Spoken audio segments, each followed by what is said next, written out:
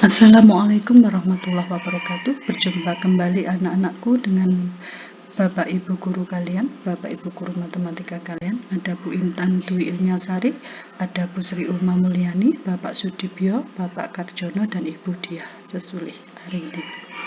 Nah, anak-anakku, pada pertemuan kita kali ini akan masuk pada materi bab kedua, yaitu sistem koordinat kartesius. Sistem koordinat kartesius. Ada dua hal kompetensi dasar. Kompetensi yang paling mendasar yang harus kalian kuasai ada dua, yaitu menjelaskan kedudukan titik dalam bidang koordinat kartesius yang dihubungkan dengan masalah kontekstual, dan yang kedua adalah menyelesaikan masalah yang berkaitan dengan kedudukan titik dalam bidang koordinat kartesius. Pembelajaran kita kali ini ada beberapa tahapan. Yang pertama perkenalan tokoh, yang kedua peta konsep, yang ketiga materi, dan yang terakhir adalah latihan soal dan pembahasan. Baiklah anak-anak, kita perkenalan tokoh. Pada dasarnya sistem koordinat kartesius tidak serta-merta muncul, tetapi ditemukan oleh tokoh matematikawan dari Prancis. Beliau adalah René Descartes. Yang beliau hidup lahir 1596 dan meninggal 1650 Masehi.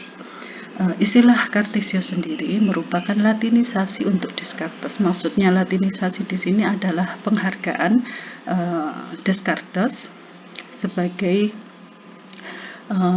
penemu tentang geometri analitis yang akhirnya dikenal oleh kita sebagai sistem koordinat kartesius. Di sini beliau memperkenalkan ide baru untuk menggambarkan posisi titik atau objek pada sebuah permukaan dengan menggunakan dua sumbu yang saling tegak lurus antar satu dengan yang lainnya.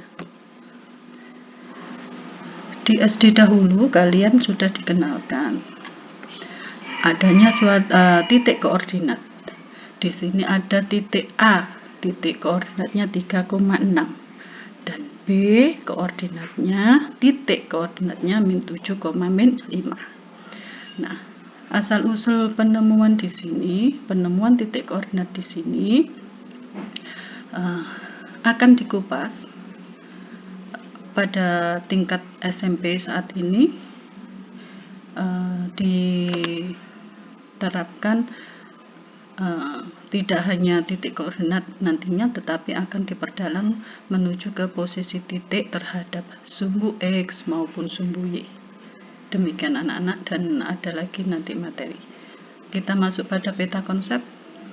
Peta konsep kita kali ini ada 3. Materi pertama, posisi titik terhadap sumbu X dan sumbu Y. Materi yang kedua, posisi titik terhadap titik asal 0,0 dan titik tertentu A, B. Mohon maaf, di sini seharusnya materi kedua, masih tertulis materi 1. Selanjutnya masuk pada materi 3, memahami posisi garis terhadap sumbu X dan sumbu Y. Perlu anak-anak ketahui bahwa pada bagian pertama ini, video yang pertama ini nanti cukup membahas mengenai materi 1 dan materi kedua, yaitu posisi titik terhadap sumbu X dan sumbu Y, serta posisi titik terhadap titik asal 0,0 dan titik tertentu A, B. Oke. Nah, materi pertama dan kedua ini nanti di sini kalian dikenalkan 3 cara.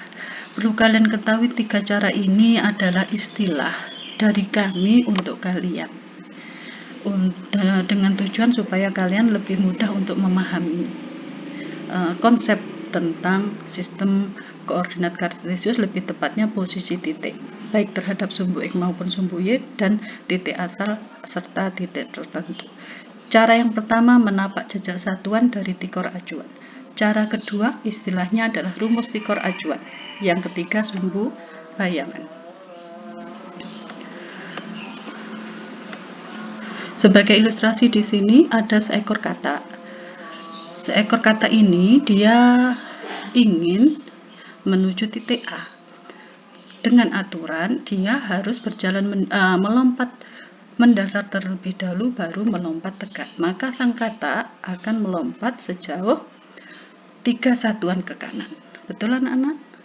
Lihat, sang kata akan melompat 3 satuan ke kanan. Perlu kalian ketahui, melompatnya kata 3 satuan ke kanan ini menunjukkan posisi dia terhadap sumbu X. Posisi sang kata terhadap sumbu X. Selanjutnya sang kata akan melompat ke atas karena tegak. Melompat ke atas sejauh 6 satuan. Nah, sekarang perhatikan anak-anak. Sang kata melompat ke atas. Perhatikan di sini. Menandakan bahwa posisi dia terhadap sumbu X. Betul? Saya ulang.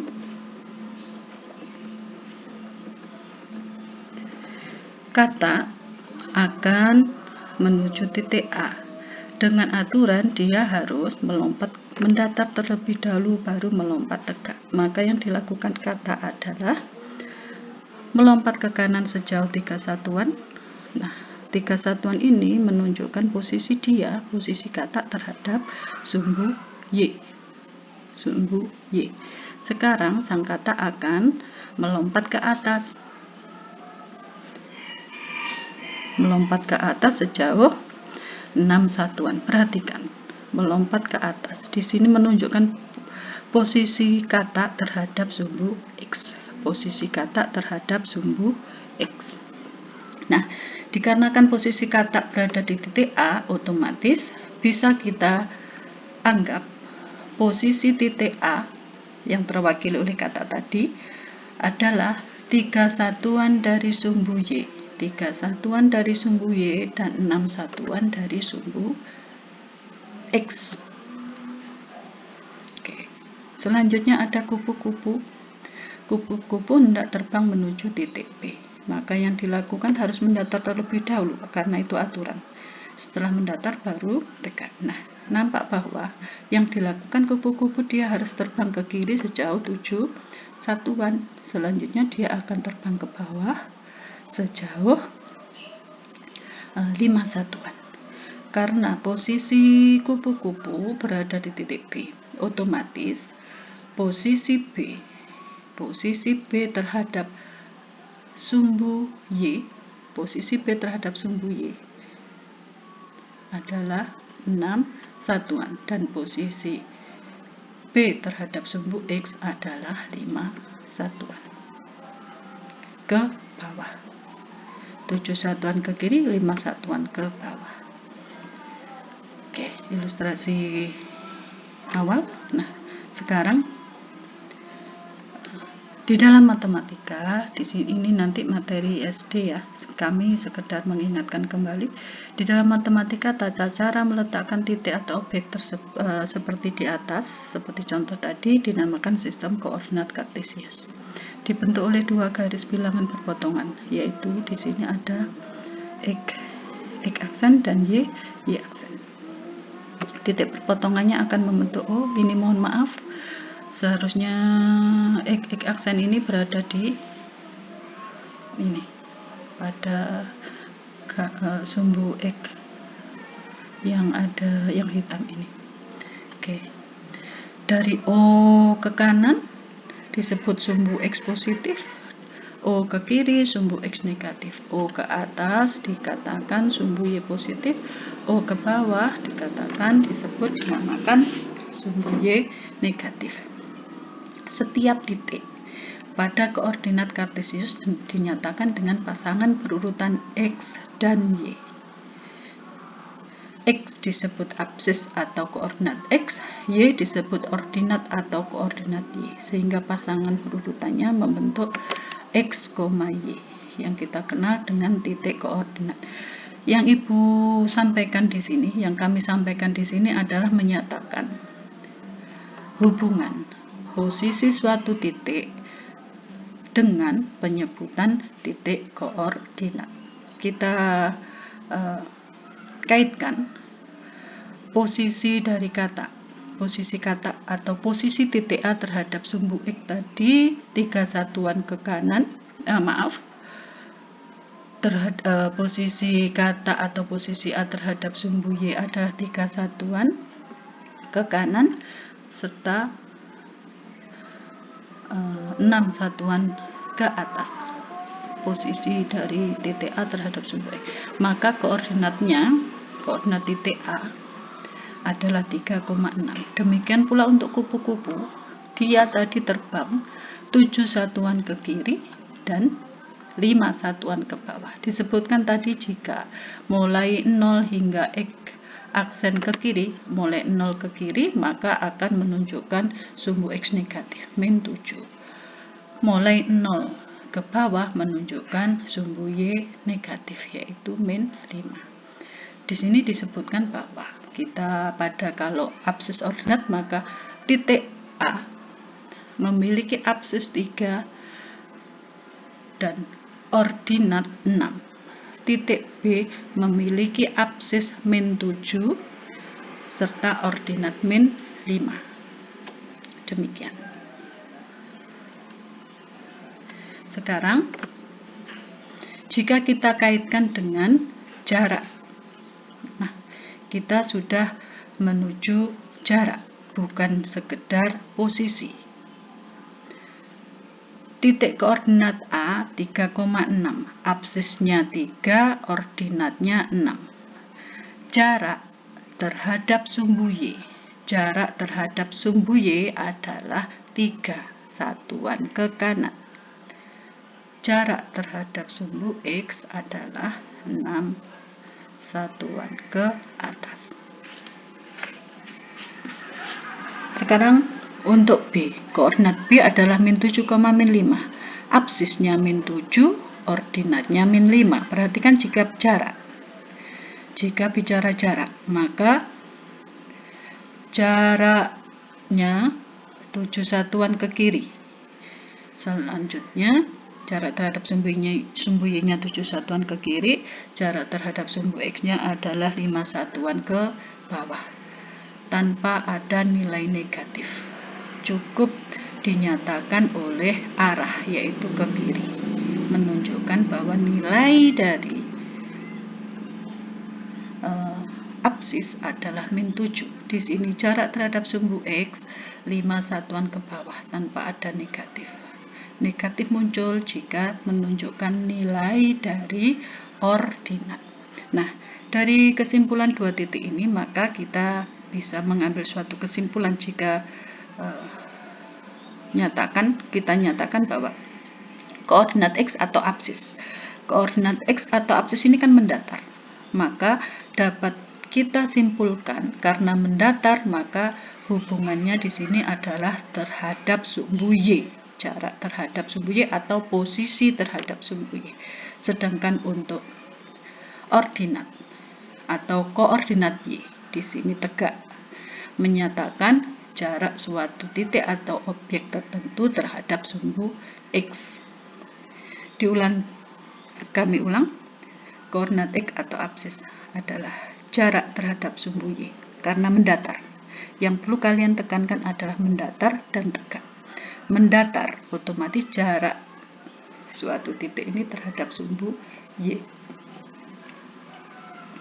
Terhadap sumbu Y mendatar. Sedangkan yang tegak adalah jarak suatu titik terhadap sumbu X. Nah, di sini dinyatakan oleh koordinat Y atau ordinat. Mohon maaf anak-anak. Di sini tadi istilah menapak jejak satuan. Menapak jejak satuan di sini adalah adanya jejak langkah dari kata maupun jejak satuan dari kupu-kupu. Sehingga di benak kalian munculkan suatu pemikiran bahwa jika bicara tentang posisi titik atau jarak titik dan jarak titik, maka di sana kalian bisa menggambarkan bahwa ada suatu objek yang melangkah baik ke kanan ataupun ke kiri terlebih dahulu, barulah ke atas ataupun ke bawah. Demikian. Selanjutnya, nah, ada ada istilah kuadran. Di sini kami hanya sekedar menginformasikan untuk letak kuadran dan istilah kuadran. Apa itu kuadran? Nah, pada koordinat kartesius, pada bidang koordinat kartesius, sumbu X dan sumbu Y akan membagi menjadi 4 bagian yang dinamakan kuadran. Kuadran pertama di sini. Kuadran pertama di sini. Perhatikan. Suatu bidang suatu daerah yang dinyatakan oleh koordinat X positif dan koordinat Y-nya positif. Kuadran kedua berada di sini, suatu bidang pada bidang kartesius yang menyatakan X negatif, Y positif. Kuadran ketiga di sini, X negatif, nilai Y negatif. Kuadran keempat, X positif, Y negatif. Maka perhatikan bagaimana dengan katak dan kupu-kupu tadi. Nah, si katak, jika jawaban kalian berada di kuadran pertama dan kupu-kupu berada di kuadran ketiga, maka benar. Perhatikan. Katak berada di sini, X positif, Y positif. X positif, Y positif. Sedangkan kupu-kupu berada di kuadran ketiga, X negatif, Y negatif. Begitu.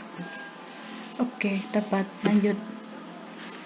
Nah, kita masuk pada materi yang kedua.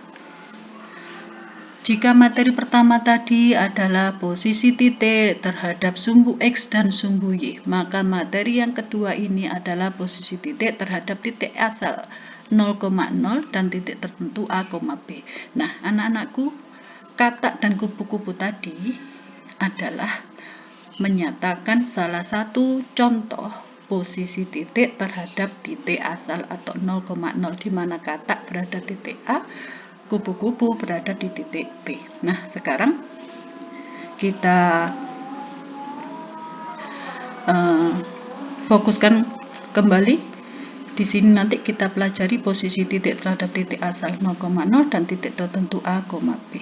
Tetap memakai cara menapak jejak satuan dari acuan. Nah, di sini nanti titik tertentunya ini sebagai acuan. Kalau di sini titik asalnya sebagai acuan. Nah, perhatikan informasi berikut. Jika titik acuannya 0,0, maka koordinat titik K dengan mudah kita peroleh 5,3. 5 satuan ke kanan, 3 satuan ke atas, sehingga koordinatnya 5,3. L dari O, acuannya menapak jejak satuan dari acuan, maka acuannya O, dia L ini berjalan 5 satuan ke kiri min 5 dan 2 satuan ke atas plus 2. Untuk G dari O, ingat dari acuan, acuannya di sini adalah O, berjalan atau melangkah ke kiri 3 satuan sehingga min 6, selanjutnya dia ke bawah menuju G 6 satuan sehingga nilainya adalah min 6. Lalu bagaimana jika pertanyaannya adalah jika titik acuannya G min 3, min 6, G min 3, min 6, koordinat K terhadap G, maka titik acuannya adalah G. Maka objek dari G menuju K mendatar terlebih dahulu. Maka dari G menuju K dia akan ke kanan. Berapa satuan? Oke, 8 satuan. 1, 2, 3, 4, 5, 6, 7, 8. 8 satuan ke kanan maka plus 8. Selanjutnya akan ke atas. 9 satuan ke atas sehingga nilainya plus 9. Koordinat K terhadap G adalah 8 satuan ke kanan, 9 satuan ke atas. Titik koordinatnya adalah 8,9. Selanjutnya koordinat titik L terhadap G. Kembali lagi, maka prosesnya acuannya adalah G, maka kita seolah-olah berdiri di G. Selanjutnya akan berjalan mendatar, maka ke kiri 2 satuan, sehingga nilainya min 2. Selanjutnya ke atas adalah 8 satuan ke atas sehingga plus 8. Titik koordinatnya adalah min 2,8, menyatakan 2 satuan ke kiri, 8 satuan ke atas. Nah, ini informasi dari kami. Perlu diingat kembali bahwa menapak jejak satuan dari acuan, maka sebagai acuan itu menjadi pedoman awal suatu objek atau titik itu berdiri, diam. Selanjutnya akan melangkah mendatar, berarti baik ke kanan atau ke kiri. Selanjutnya setelah mendatar dia harus melangkah ke atas atau ke bawah, di mana arah menunjukkan suatu nilai. Jika ke kanan maka positif, ke kiri negatif, ke atas positif, ke bawah akan menunjukkan negatif. Untuk lebih tepatnya ada lagi. Sekarang pada ada sketsa seperti ini. Posisi perumahan dari pos utama. Perumahan dari pos utama. Dari pos utama maka acuannya adalah pos utama. Pos utama menuju perumahan maka dia akan ke kanan. Ke kanan 6 satuan, ke atas 5 satuan. Otomatis memiliki titik koordinat 6,5. Selanjutnya jika ada pertanyaan atau kita mencari posisi pos utama dari perumahan. Pos utama dari perumahan. Sekarang perhatikan, pos utama dari perumahan. Titik acuannya di mana? Ada di titik acuannya ada di perumahan. Dari perumahan kalau menuju pos utama maka akan melangkah ke kiri. Berapa satuan? 1, 2, 3, 4, 5, 6. 6 satuan ke kiri, selanjutnya ke bawah sejauh 5 satuan. Sehingga koordinatnya adalah min 6, min 5. Sekali lagi. Ada ini yang ungu, perhatikan. Posisi perumahan dari pemakaman. Posisi perumahan dari pemakaman, maka di sini sebagai titik acuannya adalah pemakaman. Manakah pemakaman? Oh, di sini. Pemakaman. Posisi perumahan dari pemakaman, maka berdiri semula berada di pemakaman. Menuju ke kanan, selanjutnya menuju ke atas. Kita tinggal hitung, ke kanan berarti positif, ke atas juga positif. Ke kanan berapa satuan? 1, 2, 3, 4, 5, 6, 7, 8, 9, 10, 11. 11 ke kanan, plus 11. Selanjutnya ke atas 1, 2, 3, 4, 5, 6, 7. 7 satuan ke atas maka plus 7. Titik koordinatnya adalah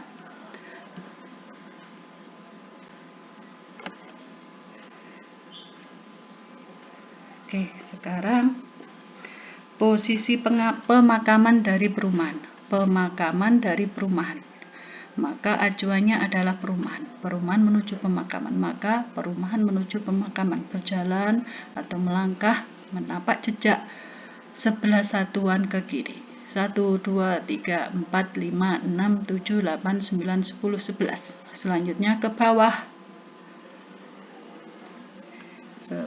Sebanyak 7 satuan. 1, 2, 3, 4, 5, 6, 7. 7 satuan ke bawah, min 7. Sehingga titik koordinatnya min 11, min 7. Nah, itu tadi cara menapak jejak satuan. Sekarang kita memakai cara rumus tikor acuan. Tikor titik koordinat. Perhatikan, titik acuannya 0,0, koordinat K terhadap L. Nah, kita susun acuannya, titik tikor, di sini tikor yang lama, di sini tikor yang acuan, maka akan muncullah tikor yang baru. Tikor lama, tikor acuan, tikor yang baru. Perhatikan. Nah, min 5,2 tikor lama. Ini acuannya, tikor acuan. Ini tikor baru, koordinat L, min 5,2. Ternyata di sini mengalami proses pengurangan.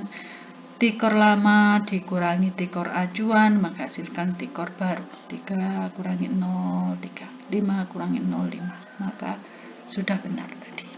Sudah sesuai dengan koordinat yang semula tadi. Lalu bagaimana jika titik acuannya bukan O, tetapi G, min 3,6? Maka apakah berlaku juga proses ini? Kita perhatikan. Nah, 5,3 itu K, tikor lama. G, titik acuannya, min 3,6, maka menghasilkan tikor baru yaitu 8,9. Benar kan? Sesuai dengan yang posisi tadi, titik koordinat K terhadap G.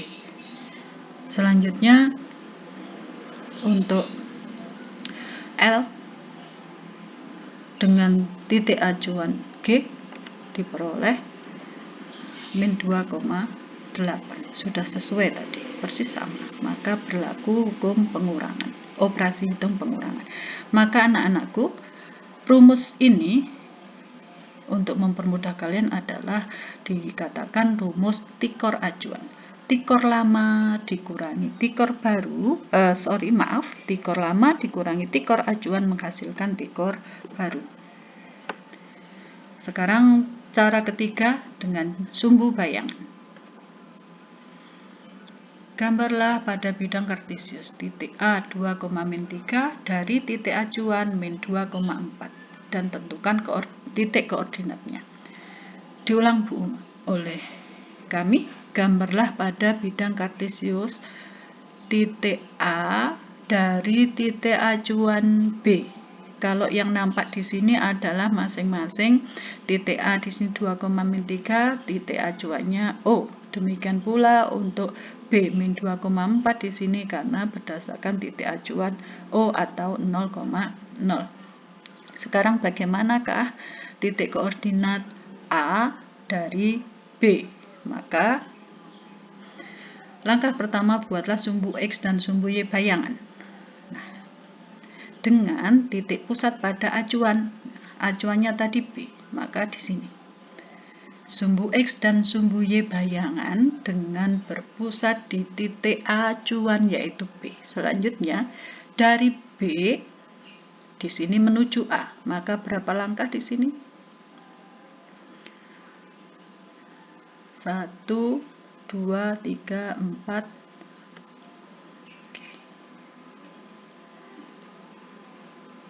Nah, 4 satuan ke kanan, selanjutnya 7 satuan ke bawah. 1, 2, 3, 4, 5, 6, 7. Sehingga 4 satuan ke kanan berarti 4 positif, 7 satuan ke bawah artinya negatif 7. Sehingga titik koordinat A terhadap acuan B adalah 4,-7.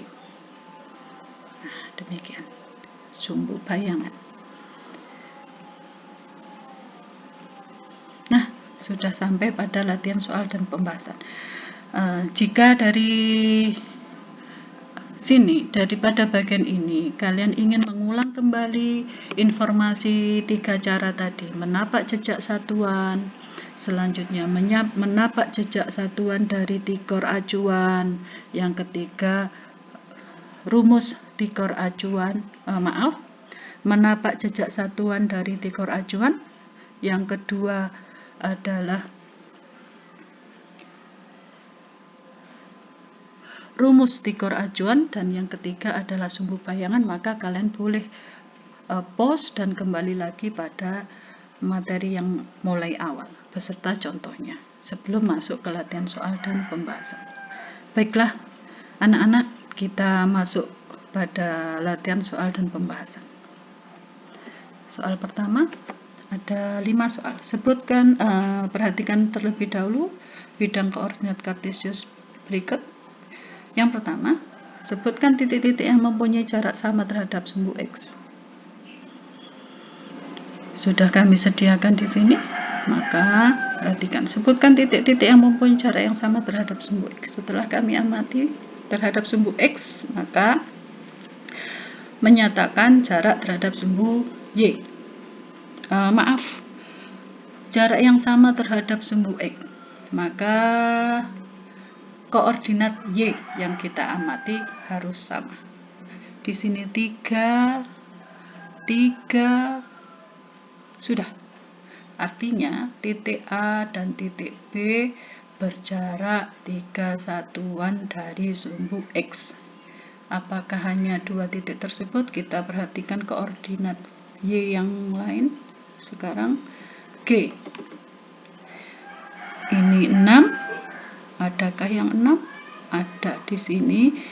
I. Min 6 di sini menunjukkan arah. Untuk nilai dan jarak dia tetap 6. Maka G dan I sama-sama berjarak 6 satuan dari sumbu X. Selanjutnya 4. C dan D.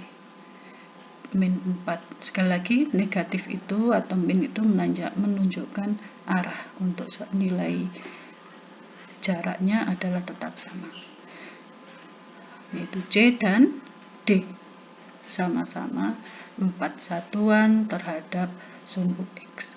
Sekali lagi untuk nomor 1, jarak yang sama terhadap sumbu X, maka fokuskan pada koordinat Y, atau kalian bisa menapak jejak. Nah, jarak yang sama terhadap sumbu X maka tegak 3 satuan. Demikian pula untuk G dan I. 6 satuan, di mana I juga 6 satuan. C-nya 4 satuan. Demikian untuk D, 4 satuan. Nomor 2, sebutkan titik-titik mempunyai jarak yang sama terhadap sumbu Y. Memiliki jarak yang sama terhadap sumbu Y, maka mendatar di sini. Maka fokuskan pada koordinat X yang sama. Maka diketahui A, B, dan H. A, B, dan H masing-masing 4 satuan dari sumbu Y. 4 satuan dari sumbu Y.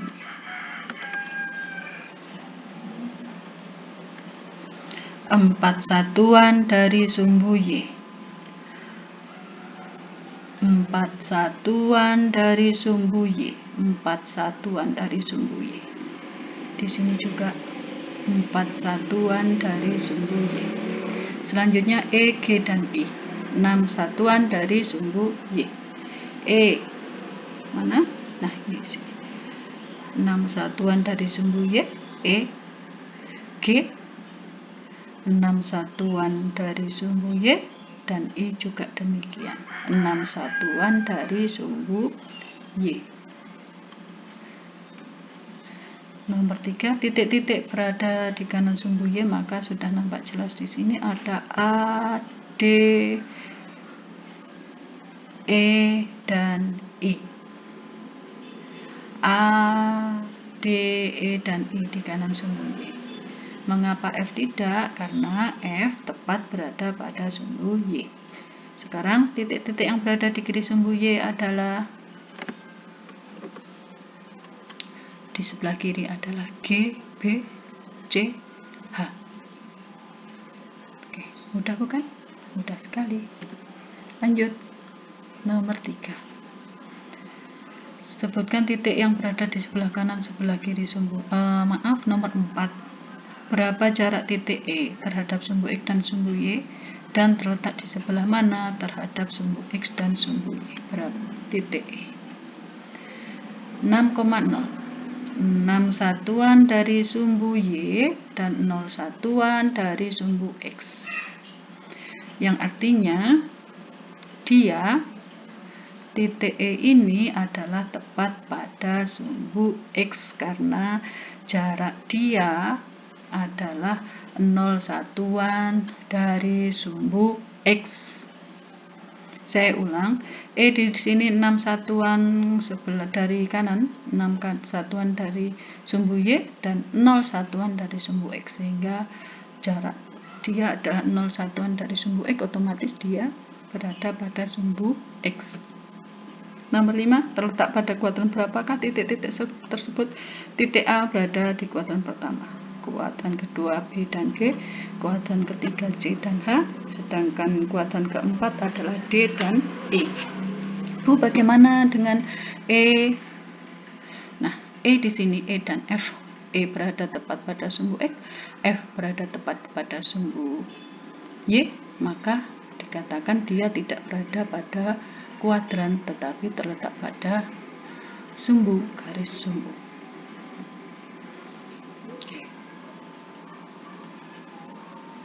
Nah, anak-anak, pada soal seperti ini kuasai dahulu. Terdapat koordinat titik, dari sini ada A sampai E. Perhatikan posisi titik terhadap sumbu Y, posisi titik terhadap sumbu Y, posisi titik terhadap sumbu X, jarak titik terhadap sumbu Y, jarak titik terhadap sumbu X. Nah, di sini maka di benak kalian munculkanlah sebuah bidang kartesius. Nah, jika posisi titik terhadap sumbu Y, maka mendatar. Jarak suatu titik terhadap sumbu X, maka akan tegak. Begitu. Nah, maka A 3,6 di sini 3 mendatar, 3 satuan ke kanan, jarak terhadap sumbu Y 6 satuan ke atas. Jarak terhadap sumbu Y 3 satuan. Jarak titik terhadap sumbu X 6 satuan. Kuadran berapa ini? Berada di kuadran pertama. Demikian. Selanjutnya. Nah, anak-anak, ini nanti kalian bisa pause dan mempelajari, memahami apa yang tertulis di sini. Oke, kita lanjut pada slide berikutnya. Ada soalnya. Tentukan koordinat titik R dan L terhadap K. Tentukan koordinat titik R dan L terhadap K. Maka kita memakai menapak jejak satuan terlebih dahulu. Bagaimanakah? Titik acuannya yang mana? Titik acuannya adalah K. Titik acuannya adalah K, maka K ini nanti untuk menentukan titik koordinat R terhadap K, maka dari K menuju R. K menuju R, mendatar terlebih dahulu, maka berjalan ke kiri, ini nanti otomatis bernilai negatif. 8 satuan ke kiri, min 8, berjalan ke atas 10 satuan, maka nilainya adalah 10. Koordinat R terhadap K adalah min 8,10. Selanjutnya, nah, dari K titik acuannya menuju R, 2 satuan ke kanan, berarti X-nya positif, 8 satuan ke atas, maka Y-nya positif, 8. Oke. Lanjut, di sini tadi dengan menapak jejak satuan acuan. Sekarang bagaimana jika, nah, pertanyaan yang sama tetapi memakai alternatif jawaban yang kedua, yaitu memakai rumus tikor acuan. Tadi ada rumusan tikor lama dikurangi tikor acuan akan menghasilkan tikor yang baru. Oke. Sekarang tikor yang lama, R min 5,5, titik acuannya adalah K 3,5 mendapatkan pengurangan. Sekarang perhatikan. Nah, koordinat X-nya adalah min 5 dikurangi 3 menghasilkan min 8. Koordinat Y-nya 5 dikurangi min 5 menghasilkan 10. Bagaimana titik koordinat L terhadap K? Maka tikor lamanya adalah R, tikor yang baru tikor acuannya adalah K. Maka tikor yang baru kita dikurangi 5 kurangi 3 menghasilkan 2. 3 dikurangi min 5 menghasilkan 8. Maka titik koordinat L terhadap K adalah 2,8.